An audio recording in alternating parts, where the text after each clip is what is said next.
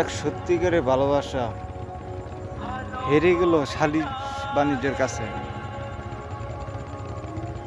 দেশের নেতা পাতারা টাকার কাছে বিক্রি হয়ে গেছে।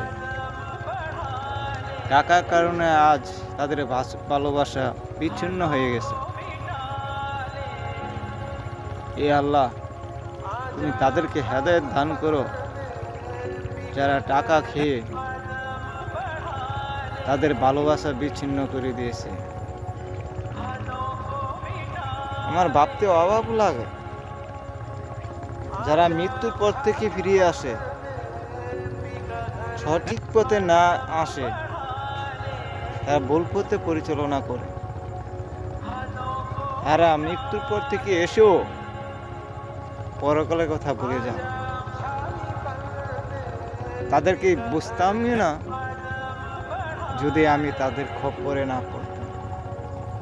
ধন্যবাদ।